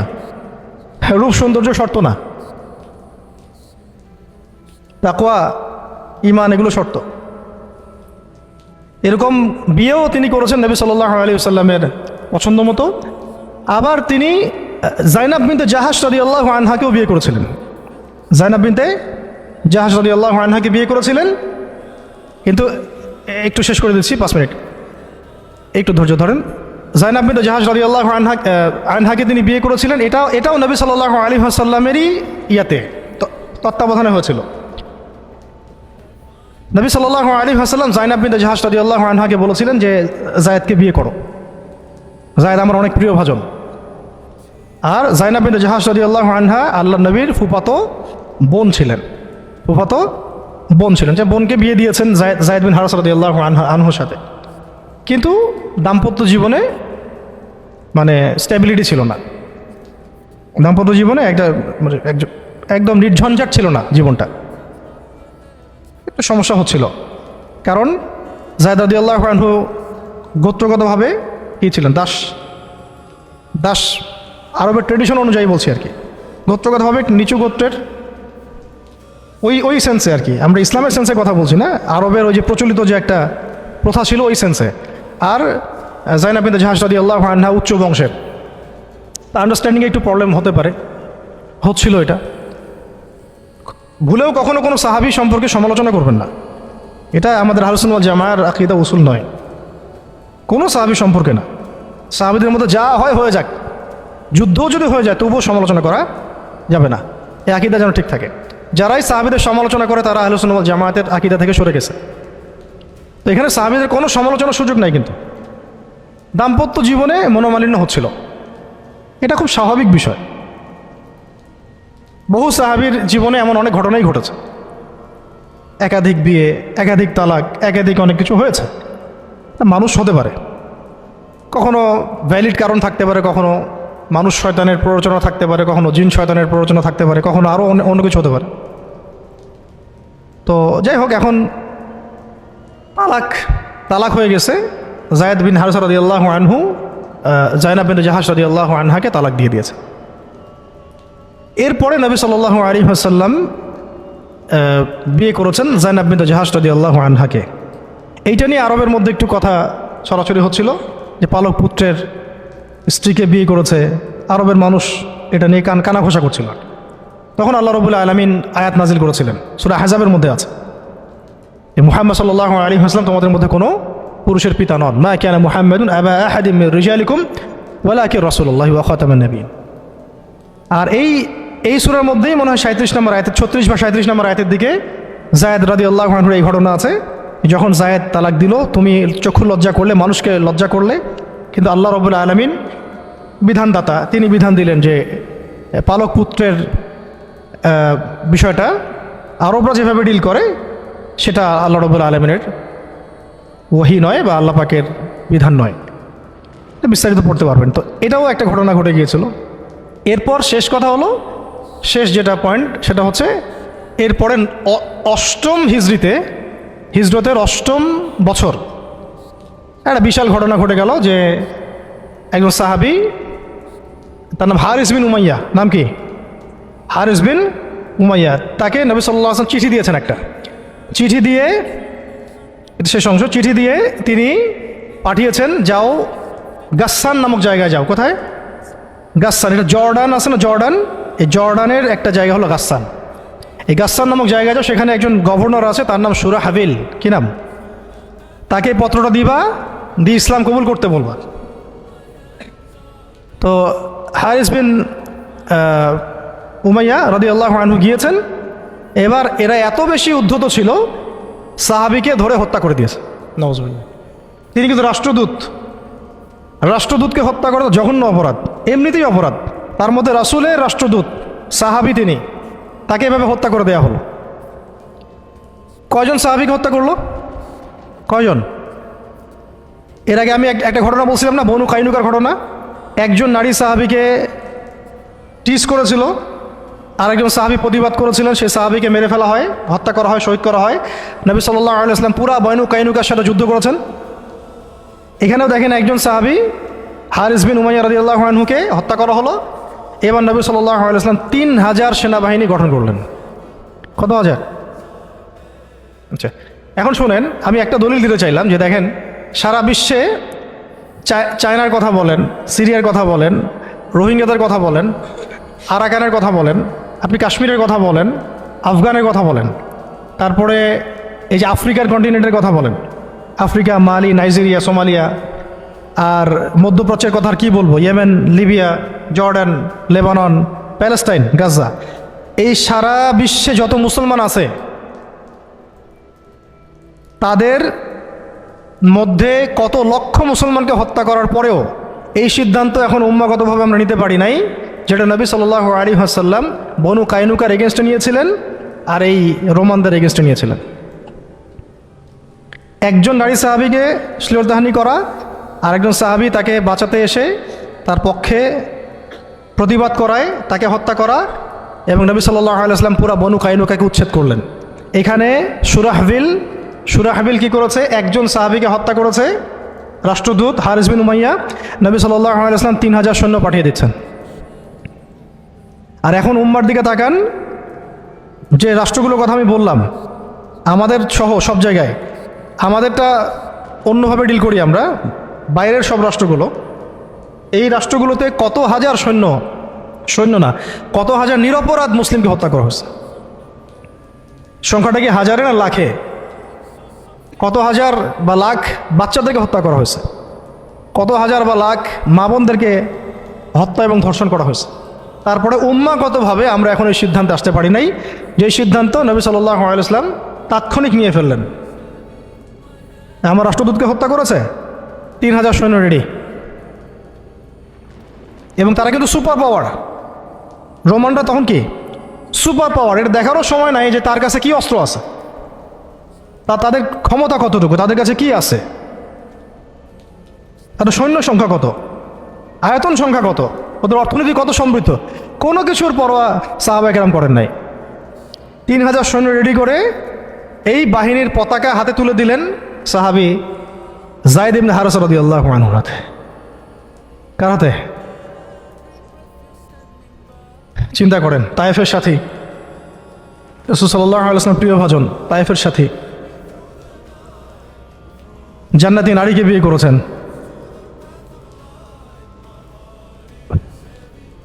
এবং বলে দিলেন যদি জায়েদ শহীদ হয়, কথার বলার উদ্দেশ্যই হচ্ছে জায়েদ শহীদ হবে, হতে পারে ইনশাআল্লাহ। তাহলে পতাকা উঠায় নেবে আব্দুল্লাহ বিন রওয়াহা রাদিয়াল্লাহু আনহু। যদি আব্দুল্লাহ বিন রওয়াহা শহীদ হয়, পতাকা উঠায় নেবে জাফর ইবনে আবি তালেব। যদি জাফর শহীদ হয় বা আব্দুল্লাহ বিন রওয়াহা শহীদ হয়, তাহলে পতাকা তোমাদের মধ্য থেকে কাউকে তোমরা আমির বানায় নিও। হ্যাঁ, পরে ছিল সেখানে খালিদ বিন ওয়ালিদ রাদিয়াল্লাহু আনহু। তো তিনি তখন নতুন নতুন ইসলাম কবুল করেছেন, তাই সবার আগে তাকে আমির করা হয় নাই। খালিদ বিন ওয়ালিদ রাদিয়াল্লাহু আনহু প্রায় 100টার মতো যুদ্ধ করেছেন ইসলামের পক্ষে, কোনো যুদ্ধে তিনি হারেন নাই, কোনো যুদ্ধে পরাজয় বরণ করেন নাই। উহুদের যুদ্ধে বিপর্যয়ে তো তার হাত দিয়ে হয়েছে, তাই না?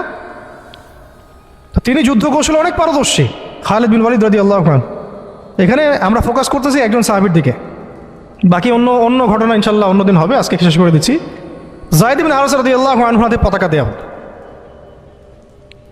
হ্যাঁ, তিনি গেলেন ওখানে, যখন যাওয়ার পরে দেখলেন যে সুবহানাল্লাহ, কোথায় আমরা 3000, আর এদের মধ্যে তো রোমান সৈন্যই 1 লাখ।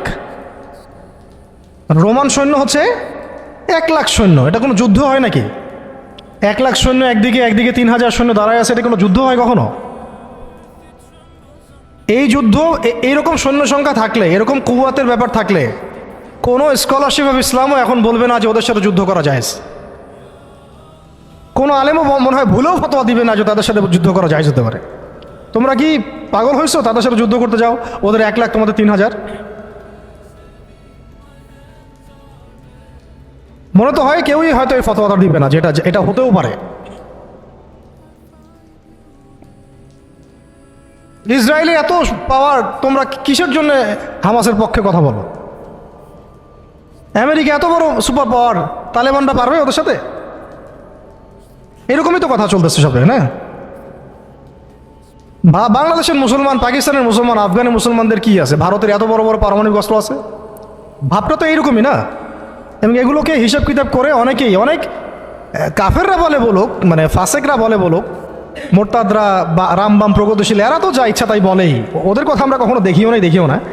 কিন্তু ইসলামপন্থী বহু মানুষও বলে যে তোমরা তো সুইসাইড করতে চাচ্ছ, দেখি সুইসাইড অ্যাটেম্প্ট হবে এটা। ওরা এত শক্তিশালী, আমাদের কিছুই নাই, অর্থনীতি দুর্বল, জনবল দুর্বল, আমাদের সংখ্যা দুর্বল, অস্ত্রশস্ত্র দুর্বল। মুসলমানরা কখনো এগুলোর বলে কখনো জয়লাভ করে নাই।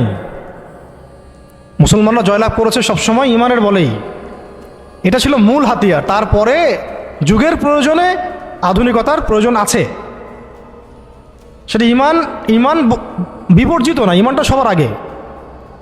ইমানই তো পরাজয়, অস্ত্র দিয়ে তো আর কিছু করতে পারবেন না। এখন যদি আমাদেরকে পারমাণবিক বড় বড় অস্ত্র দিয়ে দেওয়া হয়, তবুও তো মনে হয় যুদ্ধের পথে কেউ হাঁটতে চাবে না, জিহাদের পথে কেউ হাঁটতে চাবে না, বলবে যে এটা তো সুইসাইড অ্যাটেম্প্ট হবে। ওরা তো ন্যাটো তো এতগুলো দেশের সমন্বয়ে গঠিত, ইসরায়েলের সাথে তো এত কান্ট্রি আছে, তোমাদের সাথে কারা আছে? ইসরায়েলের সাথে এত বড় বড় কান্ট্রি তো আছেই, 50টা 60টা 70টা। হামাসকে তো এখনো নির্মূল করতে পারলো না, পারছে? আমেরিকার সাথে তো এত বড় বড় রাষ্ট্র ছিল, তালেবানদেরকে তো নির্মূল করতে পারে নাই। তো মিসাল তো এখনো দেখা যায় পৃথিবীর বুকে। তো জাতিগতভাবে আমরা ওই জায়গায় হাঁটতেই পারি নাই, ওই পথে আমরা হাঁটতে পারি নাই। শুধু দাওয়াত দিয়ে সারা বিশ্বে খিলাফা কায়েম হবে না। যারা বলে দাওয়াতই একমাত্র মেহনত, শুধুমাত্র দাওয়াত দিয়ে সারা বিশ্বে খিলাফা কায়েম হবে না, ইসলামী ইমারা কায়েম হবে না। আপনারা 100 বছর দাওয়াত দিতে থাকেন, ইমারা কায়েম হবে না। শুধু দাওয়াত দিয়ে রাসূল সাল্লাল্লাহু আলাইহি ওয়াসাল্লাম একেবারে আরব আজম এইটা জয় করেন নাই, দাওয়াতের সাথে জিহাদও ছিল। হ্যাঁ, এটা আলাদা আলোচনা যে এটা শর্ত কি হবে, প্রস্তুতি কি হবে, উসুল কি হবে, এটা আলোচনা করতে চাইলে আলোচনা হতে পারে। আলোচনার তো জায়গায় রাখেন নাই আপনারা, সব তো বন্ধ, তো দরজাই বন্ধ। বরং এগুলো নিয়ে যারাই 2-4টা কথা বলছে, ওরা তো শেষ, সমাজই ওদেরকে মেনে নেয় নাই। ইসলামপন্থী ভাই বোনরাই মেনে নেয় নাই, কাফেররা মানা তো বহু দূরের কথা। কাফেররা তাদের মাথার দাম নির্ধারণ করছে আর কি। কিন্তু আস্তে আস্তে বিশ্ব এদিকে যাবেই, আমরা চাই আর না চাই, ওয়ার্ল্ড এদিকে যাবে, আখিরুজ্জামান এদিকেই যেতে থাকবে। তো আল্লাহ পাক আমাদের নসিবে যদি এটা থাকে এবং আমাদের উপরে যদি এটা কোনো না কোনোভাবে অবধারিত হয়ে যায়, আল্লাহ পাক আমাদেরকে কুওয়াতের সাথে অংশ নেওয়ার তৌফিক দেন। এবং সব দিক থেকে, আধ্যাত্মিকভাবে, ইমানের দিক থেকে, আমলের দিক থেকে, আখলাকের দিক থেকে, সমাজের দিক থেকে, জ্ঞানের দিক থেকে আল্লাহ পাক ওই রকম চেতনা এবং প্রস্তুতি আমাদের মনের মধ্যে দান করে দেন। প্রস্তুতি তো আগে মনের বিষয়। তো শেষ করতেছি, এবার এই যায়েদ ইবনে হারেসা রাদিয়াল্লাহু আনহু এখানে আলোচনা হচ্ছে, আমরা কি যুদ্ধ কালকে করব, নাকি মদিনা থেকে সৈন্য পাঠাতে বলবো, নাকি আমরা অন্য কোনো পথে যাব, নাকি ব্যাকফুটে যাব, নাকি পত্র পাঠাবো রাসূলকে জানাবো বিষয়টা। তো দেখা গেল পরের দিন সৈন্য 1 লাখ না, সৈন্য 2 লাখ সৈন্য, আরও গাসসানি গোত্রের বিভিন্ন জায়গা থেকে আরবরা আসছে, আরও 1 লাখ। এবার ফতোয়া কোন জায়গায় যাইতো? আমরা হইলে ফতোয়া যাইতো একটা জায়গায়, এখান থেকে পালাই হিজরত করো, এখান থেকে পালাই হিজরত। তোমরা কি জানো না নিজের জান বাঁচানো ফরজ? আর সুবহানাল্লাহ, এমন একটা ব্যাপার জানেন, শয়তানও কোরআন হাদিস থেকে দলিল দিতে পারে। হ্যাঁ, আমার অভিজ্ঞতা থেকে আমি দেখছি, আমার অভিজ্ঞতা থেকেও দেখছি একটা, যে একজনকে বলা হচ্ছিল যে এটা না আপনার আমার মাঝে চুক্তি হয়েছে, হ্যাঁ, তো এই চুক্তি মানতে আপনার অসুবিধা কোথায়? সে বলতেছে যে এই চুক্তি যখন হয়েছে তখন আমি বুঝতে পারি নাই যে কোনটা ঠিক কোনটা বেঠিক। এখন বুঝতে পারছি যে এটা ঠিক ছিল না, আর হাদিসে আছে মুমিন এক গর্তে যেন 2 বার না যায়। আমাকে হাদিস দিয়ে দলিল দিয়ে দিল। কি বুঝলেন? তো এমন একটা অবস্থা যে দলিল কোরআন হাদিস থেকে এখন মনে হয় শয়তানও দিতে পারে। আল্লাহ পাক আমাদেরকে হেফাজত করেন। তো আলেমদের সংস্পর্শে থাকতে হয় এই কারণেই, তাহলে আমরা বুঝতে পারবো না যে আসলে কোনটা পরিশুদ্ধ দলিল, গ্রহণযোগ্য দলিল। শেষ কথা হচ্ছে, এবার দেখা গেল 2 লাখ সৈন্য,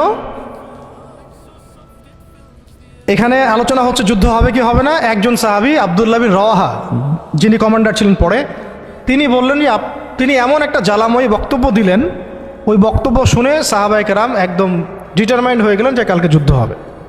আমরা চিঠিও পাঠাচ্ছি না, আমরা ফিরেও যাচ্ছি না মদিনা থেকে, আমরা ব্যাকআপ, আমাদের সৈন্য দরকার নেই। বিশাল বক্তব্য ছিল, এটা সিরাতের কিতাবে আছে। শুধু এতটুকু বলতেছি, উনি 2টা লাইন বলেছেন স্পেশালি। একটা হলো যে, হে আমার ভাইরা, আমরা কি উদ্দেশ্যে বাসা থেকে বের হয়েছি আজকে? আমরা কি অর্জনে বের হই নাই? সাহাবীরা বলছেন হ্যাঁ।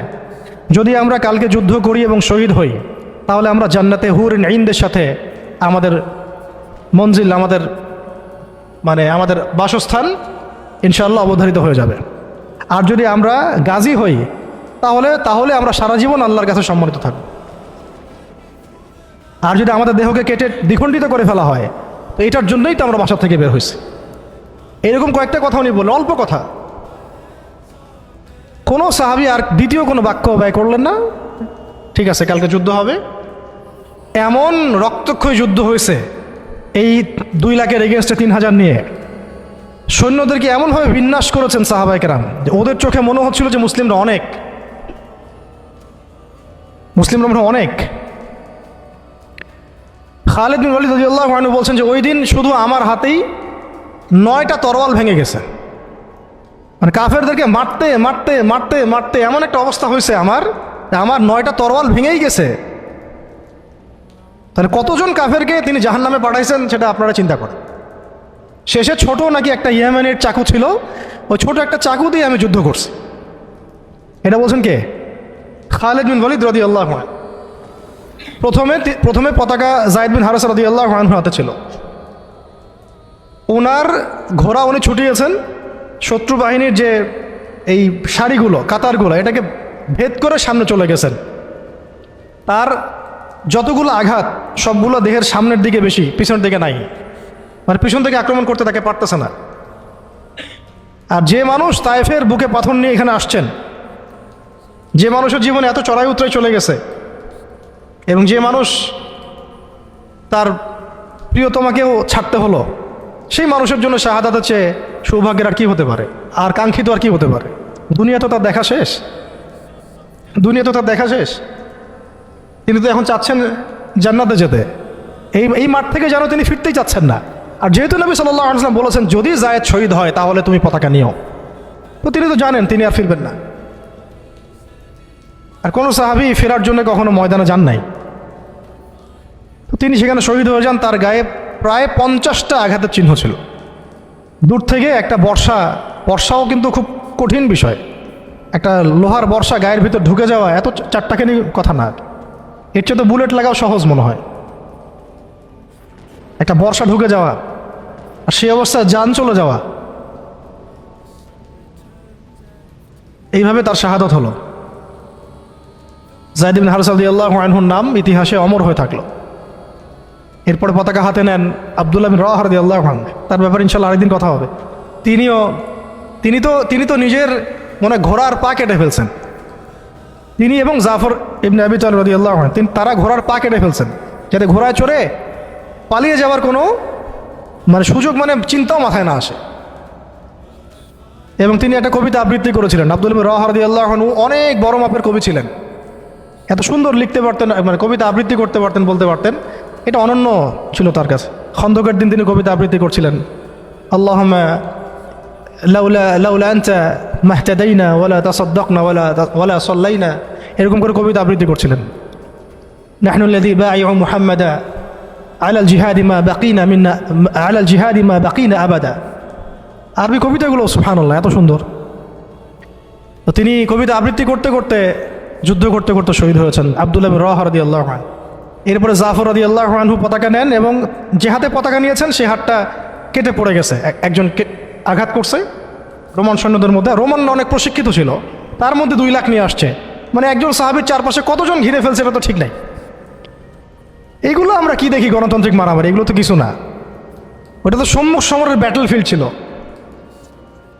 আর সম্মুখ সমরের ব্যাটল ফিল্ড। এখন কি মিসাইল মারা হয় দূর থেকে, এক জায়গা থেকে মিসাইল মারছে আরেক জায়গায় গিয়ে পড়তেছে। কাপুরুষের যুদ্ধ এগুলো তো কাপুরুষদের যুদ্ধ। এটা ছিল সম্মুখ সমর ব্যাটল, এটাই ছিল ব্যাটল। একজনকে মিনিমাম এখানে 50 জনের সাথে ডিল করতে হচ্ছে। আর চিন্তা করেন সাহাবীরা কি কি পারদর্শী ছিলেন যুদ্ধে, কি পরিমাণ সাহসী ছিলেন, কি পরিমাণে তারা দুরন্ত ছিলেন, হ্যাঁ, কি পরিমাণে তারা দুঃসাহসী ছিলেন। শুধু সাহসী বললে ভুল হবে, দুঃসাহসী ছিলেন। কি শৌর্যবীর্য ছিল, আর কি পরিমাণ কৌয়াত ছিল তাদের কাছে, আর কত প্রশিক্ষিত স্কিল ছিলেন তারা, যে একাই 10 জন 20 জন 50 জনকে বার্তা দিতেন না। তো আর আমাদের তো সব যুদ্ধ আর ফেসবুকে, আর কি যত মানে কাজ সব ফেসবুকে। অর্থাৎ বাস্তবিকভাবে কিন্তু দেখবেন যে 1 2 জনের সাথেও মানে ফাইট করার মতো হয়তো ওই ক্যাপাবিলিটিও নাই। ওর চেয়ে দেখা যায় কাফেররা অনেক শক্তিশালী হয়ে বসে আছে। এগুলো আবেগ ছাড়তে হবে, বাস্তববাদী হতে হবে, ঈমান আমল তাকওয়ার সাথে সব ধরনের প্রিপারেশন, মানে যেটাকে আমরা বলি এদাদ, শারীরিক মানসিক সব দিক থেকে প্রস্তুতির দরকার আছে। আর এটা মুসলিম রাষ্ট্রের সেনাবাহিনীর কাজ, মুসলিম রাষ্ট্রের সেনাবাহিনী অন্যান্য ফোর্সদেরও কাজ এগুলো। তাদেরকেও তো এইসব চেতনা কখনো মনে শোনানোই হয় নাই। যা শুনে তারা হয়তো সেটা ব্যক্তিগতভাবে তারা শোনে। সিস্টেম তো এরকম না, সিস্টেম তো তাদেরকে এইসব জাজবায় কখনো উদ্বুদ্ধই করবে না। যে আপনারা একটা ভালো প্রফেশনে আছেন, যদি এই প্রফেশনের দিক থেকে অনেস্ট থাকতে পারেন, সৎ থাকতে পারেন, আল্লাহর জন্য যুদ্ধ করতে পারেন, শহীদ হয়ে যাবেন। এটা কি বলা হয়? বরং বলা হয় এমন জাতিসংঘের মিশনে যান, ওখানে গেলে টাকা পাবেন। আর ওই মিশন কাফেরদের পক্ষে, মুসলমানদের বিরুদ্ধে মুসলমানকে লাগাই দেয়, রাখে ওদের ভাড়াটে সৈন্য হিসেবে কাজ করায়। আমাদের শক্তি তারা নিচ্ছে, আমাদের জনবল নিচ্ছে, নিয়ে আমাদের এগেনস্টেই প্রয়োগ করতেছে। আল্লাহ পাক আমাদের ভাইদেরকে বুঝ দেন, ইনশাল্লাহ ভাইরাও বুঝবে একদিন না একদিন। এই বুঝ ঠেকা রাখা যাবে না, এই হেদায়েত, এই বুঝ, এই আলোগুলো কেউ ঠেকা রাখতে পারবে না। আল্লাহ দিল থেকে দিলে ছড়াই দিবেন ইনশাল্লাহ। কোনো কিছু করে কোনো লাভ হবে না, মানে কোনো কিছু করেই কোনো লাভ হবে না। কাউকে দমায় দেওয়া, থামায় দেওয়া, কোনো জাতিগোষ্ঠীকে নির্মূল করা, রাজনৈতিক আগ্রাসন, অর্থনৈতিক স্যাংশন, কিছু করে লাভ হবে না। এই আলো এবং এই জজবা, এই আগুন দিল থেকে দিলে আল্লাহ জ্বালাই দিবেন ইনশাআল্লাহ। এগুলো জাস্ট সময়ের ব্যাপার, শুধু সময়ের ব্যাপার এগুলা। শেষমেশ আরেকটা হাতে যখন পতাকা নিয়েছেন তিনি, এই হাতটাও কেটে পড়ে গেছে। ওই অবস্থা চিন্তা করেন, তখন তিনি বুকের সাথে পতাকাটাকে এভাবে জড়ায় ধরে রাখছে। কে? জাফর ইবনে আবি তালিব রাদিয়াল্লাহু আনহু। ব্যাস, তারপরে কাফের কয়েকজন এসে তাকে দ্বিখণ্ডিত করে ফেলে। জর্ডানে এখনও তাদের রওজা কবর এখনও আছে, তাদের কবর এখনও ওখানেই আছে, মোতার প্রান্তরেই আছে। এইভাবে মুসলিমদের মধ্যে শহীদ হয়েছে মাত্র 12 জন সাহাবী। মাত্র 12 জন সাহাবী শহীদ হয়েছেন এই যুদ্ধে, মোতার যুদ্ধে। আর আমি তো বললাম খালিদ বিন ওয়ালিদ রাদিয়াল্লাহু আনহু একাই 9টা তরোয়াল ভাঙছেন। এরপরে পতাকা হাতে নেন খালিদ ইবনুল ওয়ালিদ রাদিয়াল্লাহু আনহু, এবং তিনি এমনভাবে সাহাবীদেরকে ফাংশন করেছেন যে যুদ্ধও করছেন, আবার ব্যাকফুটেও আসছেন, আবার সামনে যান, আবার পিছনে আসেন, সামনে সৈন্য পিছনে, পিছনের সৈন্য সামনে, ডানেরটা বামে, বামেরটা ডানে। ওরা হকচকায় গেছে, মনে করছে যে মনে হয় অনেক ফোর্স মনে হয় পিছন থেকে আসতেছে। আর আল্লাহ পাকের সাহায্য তো আছেই, ফেরেশতা নাজিল করে আল্লাহ সাহায্য করেন। ওদের মনে আল্লাহ ত্রাস সৃষ্টি করে দিয়েছেন, ভয়ে। আল্লাহ পাক কাফেরদের মনে ভয় সৃষ্টি করে দিয়েছেন। তো ওরা আর সামনে আসার সাহস পায় নাই। আস্তে আস্তে এই বাহিনী পিছাতে পিছাতে পিছাতে পিছাতে মদিনা পর্যন্ত চলে আসছে। মুতার বিশাল ঘটনা, মুতার যুদ্ধ। এই যুদ্ধে আমরা যায়েদ ইবনে হারেসা রাদিয়াল্লাহু আনহুকে দেখলাম, সেই তায়েফের সাথী, সেই ছোটবেলার সাথী, পালক পুত্র, সেখান থেকে মুক্ত হয়ে হিব্বু রাসূলিল্লাহ, হ্যাঁ, রাসূলের শানে, রাসূলের সম্মান, ভালোবাসার প্রমাণ দেওয়ার জন্য নিজের বুক উজাড় করে দিয়েছেন। পিঠ দেখেন নাই, বুক উজাড় করে দিয়েছেন। যাকে মহব্বত করেন তাকে একা ছেড়ে দেন নাই, যাকে মহব্বত করেন তাকে একা ছেড়ে দেন নাই যে সবাই পাথর মারুক আর সে থ্যাতলা হয়ে যাক, বিধ্বস্ত হয়ে যাক, ক্ষতবিক্ষত হয়ে যাক। বরং তিনি মহব্বতের পরিচয় দিয়েছেন এইভাবে যে নিজের গায়ে আঘাত নিয়েছেন, আঘাতগুলো নিজের গায়ে নিয়েছেন, তাও সরে যান নাই, দায়িত্ব থেকে অবহেলা করেন নাই। প্রকৃতপক্ষে এটাই হলো মহব্বতের পরিচয়। এমন মহব্বত যদি তাকদীরে নসিব হয়, অবশ্যই দুনিয়াতে আপনারা বা যে কেউ সৌভাগ্যবান। আর যদি এটা নসিব না হয়, এটাও একদিক থেকে আপনি সৌভাগ্যবান যে আপনি দুনিয়ার আসল হাকিকত বুঝতে পেরেছেন যে পরকালটা ঠিক এমনই হবে, পরকালটা ঠিক এমনই হবে, কবরটা এমনই হবে, হাসরটা এমনই হবে, মিজানটা এমনই হবে, পুলসিরাতটা এমনই হবে। ইয়াউমা ইয়াফিরুল মারউ মিন আখিহি ওয়া উম্মিহি ওয়া আবিহি ওয়া সাহিবাতিহি ওয়া বানিহি লিকুল্লি ইমরিন মিনহুম ইয়াউমাইযিন শা'নুন ইউগনি। সেদিন প্রত্যেকেই যার যার নফস নিয়ে থাকবে। শেষ কথা হচ্ছে, রাসূল সাল্লাল্লাহু আলাইহি ওয়াসাল্লামের কাছে এই খবরগুলো আসতে থাকলো যে যায়েদ শহীদ হলো, জাফর শহীদ হলো, আব্দুল্লাহ বিন রাওয়াহা শহীদ হলো। নবী সাল্লাল্লাহু আলাইহি ওয়াসাল্লাম ছুটে গিয়ে যায়েদ রাদিয়াল্লাহু আনহুর ছোট্ট মেয়েকে কোলে নিয়েছেন, নিয়ে কান্না শুরু করছেন। সাহাবীরা বলছেন, ইয়া রাসূলুল্লাহ, আপনিও কান্না করেন? তো নবীজি বলছেন যে এটা রহমত, আল্লাহর রহমত। আল্লাহ পাক যাকে ইচ্ছা তাকে এই রহমত দেন, কাঁদতে পারাটাও রহমত। এরপরে নবীজি একটা দোয়াও করতেন, এই সময় না, মানে নবীজি একটা দোয়াও করতেন প্রায়ই, আল্লাহুম্মা উরযুকনি, আল্লাহুম্মা ইজআলনি, না আল্লাহুম্মা উরযুকনি, একটু দেখতে হবে এই শব্দটা। আইনাইনি হাত্তালাতাইন তাসকিয়ানিল কলবা বিযুরুফিদ দাম'i মিন খাশিয়াতিক ক্বাবলা আন তাকুনা দুমু'ু দামান ওয়া আদরাসু জামরা। আল্লাহ আমাকে এমন দুটো চোখ দিও যে চোখ দুটো কাঁদতে পারে এবং সেই চোখের পানি দিয়ে কলব পর্যন্ত সিক্ত হয়ে যায়। ওই দিন আসার পূর্বেই, যেদিন চোখের পানি রক্তে পরিণত হবে আর দাঁতের মাড়িগুলো আগুনে পরিণত হবে। কি ওয়ার্ড দেখছেন, কি শব্দ খেয়াল করছেন? ওই দিন আসার পূর্বেই আল্লাহ, যেদিন চোখের পানি পরিণত হবে রক্তে আর দাঁতের মাড়ি পরিণত হবে আগুনে, অঙ্গারে। তো এরপরে জাফর রাদিয়াল্লাহু আনহু অন্যান্য সাহাবীদের বাচ্চাদেরকে তিনি আদর করতে লাগলেন। রাসূল সাল্লাল্লাহু আলাইহি ওয়াসাল্লাম তো অনেক নরম দিলের মানুষ ছিলেন, রাহমাতুল আলামিন। তো উনি তো রাতের বেলা তাহাজ্জুদে নামাজ পড়লেও বাচ্চাদের মতো কান্না করতেন। এখন একটু পরে মুচকি হাসলেন, এটা শেষ কথা। একটু পরে মুচকি হাসলেন আকাশের দিকে তাকিয়ে। তো সাহাবীরা বললেন, ইয়া রাসূলুল্লাহ সাল্লাল্লাহু আলাইহি ওয়াসাল্লাম, আপনি হাসছেন কেন? নবী সাল্লাল্লাহু আলাইহি ওয়াসাল্লাম বললেন যে আমি দেখলাম যে ফেরেশতাদের সাথে জাফর বিন আবু তালেব রাদিয়াল্লাহু আনহুকে আল্লাহ রাব্বুল আলামিন জান্নাতে একটা উঁচু মাকাম দিয়েছেন এবং সেখানে সে উড়ে বেড়াচ্ছে এবং ফল খেয়ে বেড়াচ্ছে। আর আল্লাহ রাব্বুল আলামিন তার ওই কেটে যাওয়া দুই হাতের বদৌলতে, বিনিময়ে আল্লাহ পাক তাকে দুইটা পাখা দিয়ে দিছে। এরপর থেকে তার নাম হলো জাফর আত-তাইয়ার, জাফর আত-তাইয়ার। এগুলো ছিল দুনিয়ার হাকিকত। তারা দিন দুনিয়া আখিরাত এগুলো বুঝতেন। এগুলো ছিল মহব্বত, পাশে থাকা, সাথে থাকা এবং জীবনের লক্ষ্য উদ্দেশ্য। আমাদের জন্য এটাই ভালো হবে যে আমরা যারা এখনও আল্লাহ পাকের দিনের পথে আছি, আল্লাহ পাক আমাদেরকে হেদায়েত দিয়েছেন, সত্য মিথ্যা চেনার তৌফিক দিয়েছেন।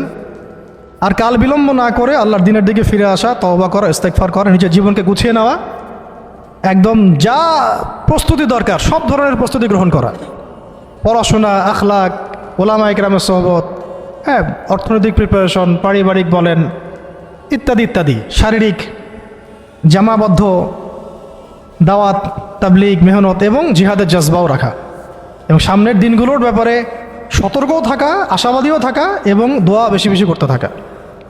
ইনশাআল্লাহ তাআলা সামনে এমনও সময় আসবে যে অনেক সংগ্রাম, রক্ত, অন্ধকারের পরে কিন্তু একটা আলোর আভাস আমরা পাচ্ছি।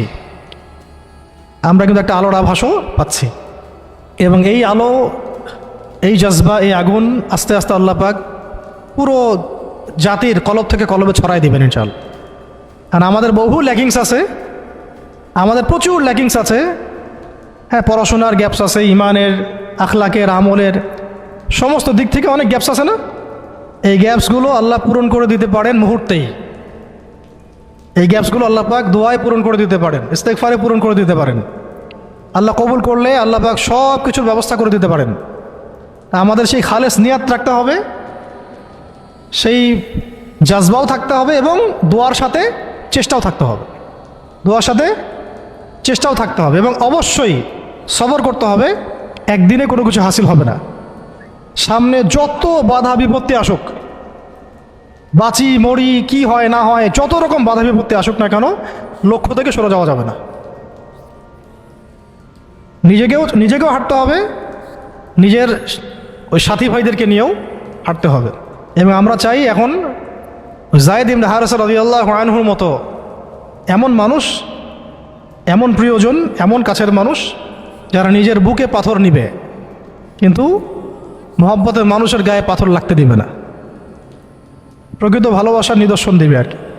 বদরের সাহাবীদের মতো, উহুদের সাহাবীদের মতো, খন্দক, খায়বার আর মুতার এই বীর সাহাবীদের মতো।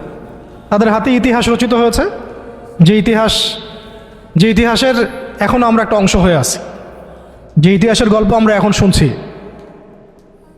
এখন সময় আসছে উম্মার এই সংকটে ইতিহাসকে নতুন করে লেখার।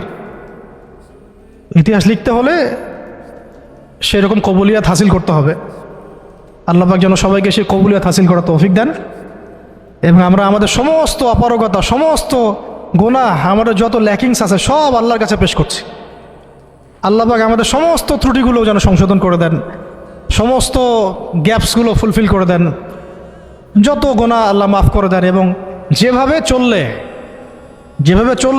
বললে আমল করলে আমরা সেই মাকাম হাসিল করতে পারবো, সেই গন্তব্য হাসিল করতে পারবো, ওইভাবে আল্লাহ যেন করায় নেন আমাদেরকে দিয়ে। কারণ আমাদের কোনো শক্তি নেই, কোনো ক্ষমতা নেই এবং চেষ্টা করার মতো করার তৌফিক আল্লাহ আমাদেরকে দেন।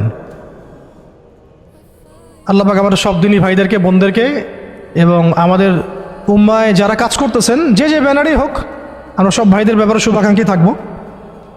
সবার মধ্যেই কিছু গ্যাপস থাকতে পারে, আমরা সবাই ব্যক্তিগতভাবে গুনাহগার, কিন্তু উম্মার এই অবস্থায় আমরা কাদা ছড়াছড়ি করব না, দলাদলি করব না। উম্মার এই অবস্থায় আমরা একে অপরের সাথে বিদ্বেষ এইসবে যাব না। হ্যাঁ, আমরা আমাদের মতো করে হৃদ্যতার বন্ধনটা ঠিক রাখার চেষ্টা করব।